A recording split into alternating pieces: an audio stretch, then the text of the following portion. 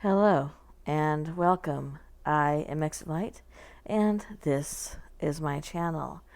Today I'm going to do a story, and the reason I'm going to do this particular story is because it has so many strange connections to another story I've done, which was the disappearance of Tom Messick. And what that actually was a podcast with my son Jory. It was about a documentary made by David Pilates about hunters who have gone missing or have seen mysterious things. So this story is very, very close to the disappearance of Tom Messick. So I decided to put it out there to see if anyone thinks that perhaps there's a connection to this. I have another one coming up of kind of similar circumstances, and we'll see why some very old people seem to be going missing along with young, and what is the reasoning for that. All right, before we get started, if you would give this video a thumbs up, I would appreciate that. If you would subscribe, I would appreciate that as well. If you would like to be notified when my content goes live, you know the deal. Go ahead and click that button. And if you would like to send me your true paranormal story, your true missing person story, your written story that's just a spooky story, anything that is paranormal related, I can narrate it, or if you send me a audio of it, I can put it up, because we are going to be doing the 31 days of Halloween, and I would love for my subscribers to take as much part of this as possible. We love doing it, and we get excited about it. On November 1st, we start talking about what we're going to do next year. So if you would like to do that, please go ahead and do that. Leave a message if you need to figure out how to contact me. And here we go. This is about the strange disappearance of a man, a hunter, whose name is Alvie Webb. And Alvie disappeared in Colorado. Alvie was 86 years old. He lived in Muldrow, Oklahoma, and he was on an elk hunting trip to the Colorado wilderness in the Divide Road Roaring Fork area of the San Juan National Forest. On the morning of October 19th, 2019, he vanished without a trace. Alvie Webb was a former principal and teacher. He was with his son, his grandson, and several others, and they had camped near Road 564A. They had been elk hunting in the location for the previous 5 years, so they knew the area very well. On October 19th, the family took Alvie 100 yards down the trail, and he was left alone to hunt in a location close to camp. It was near a meadow where he hunted the previous year. They told him, "Now, we'll be back to pick you up at the bottom of the hill on the road at around 10 o'clock. The unnamed trail meets up with the Roaring Fork Road, Forest Road 435, after about 2 miles. The area is rugged and mountainous and is west of the Colorado Trail, 4 miles south of Rico. When the hunting party members checked on Alvie several hours later, they couldn't find him. There was no sign whatsoever of him or any of his belongings. The hunters searched the area where he was meant to be, but came up with nothing, and then they contacted the authorities at 4 p.m. to report him missing. A large search mission was started at about 5 p.m. that evening.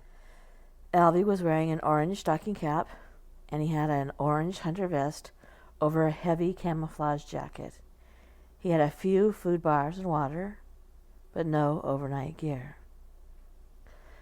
Montezuma County Sheriff Steve Nolan said the county sheriff and rescue team, deputies, and K-9 search and rescue team, also friends and family of Webb, conducted an on-the-ground search of the area, but there was nothing found. Sheriff Nolan said, "We looked all over and searched a large area, 30 yards at a time, but there was no sign of him, no clues. We had people 30 feet apart, and that's mostly aspen meadows in that area. We cross-covered areas we had already been over. We should have found him, but there was no sign of him anywhere. It's frustrating. Nobody's finding anything." A Colorado National Guard Black Hawk helicopter, a Flight for Life helicopter, and a Mesa Verde Civil Air Patrol plane also searched the heavily wooded areas from air.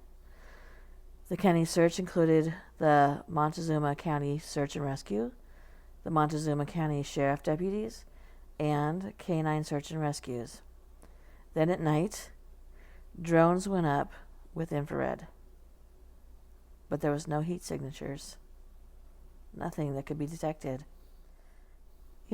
I wonder, does anybody know who's listening to this, does that include animals, or do they are they telling us there was no human heat detected?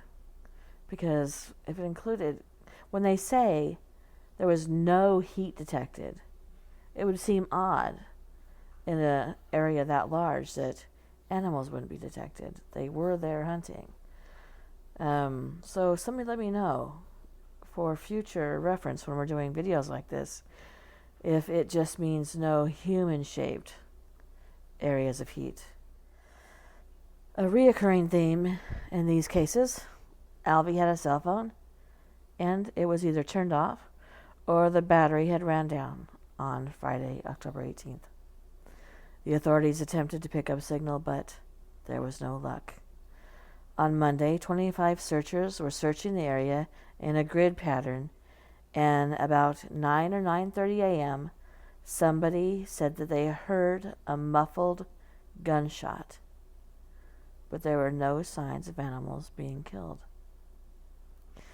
The official search was called off, but family and friends continued to search the area for some time, but they had no results. Now, given his age, Alvie did have some trouble walking, and he was not expected to hike a long distance, so the authorities were puzzled why he could not be located after an intense search in the vicinity of that trail. Friends and family members said that he did not have any other disabilities and he was very mentally alert. And think about this. Let's say there was an animal attack, everything he owned flew away in the wind. Nothing would be found that had been in a pack. No wrappers from the food he had taken. And as I've said on here before, guns don't blow away. That wouldn't have been found with that many people searching by foot.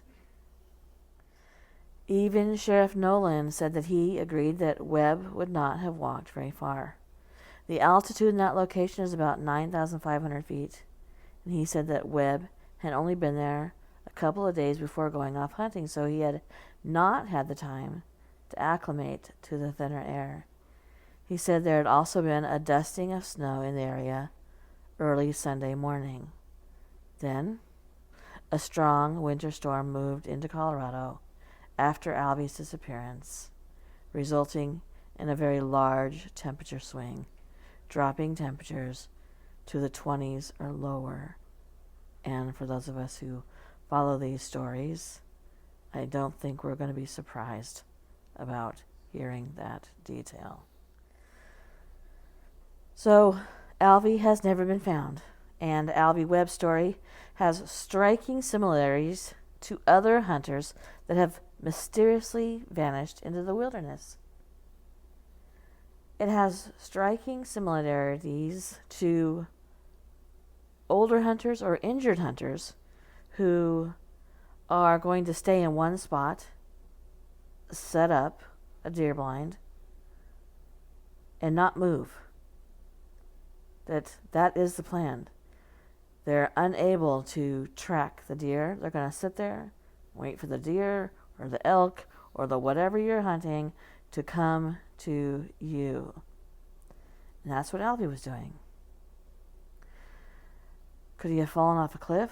How? He wasn't wandering around. He knew better than to do that, and he wasn't physically capable of wandering off somewhere into the wilderness. Despite his age, he was mentally aware. He would not have thought to be confused. There was no confusion as to where he was. He wouldn't have wandered off. And let's say that he did wander off. With his age, he couldn't have gone far. So, where were his things? Where were his possessions? What if he'd just gotten off to use the bathroom? Which I'm not sure he'd have to.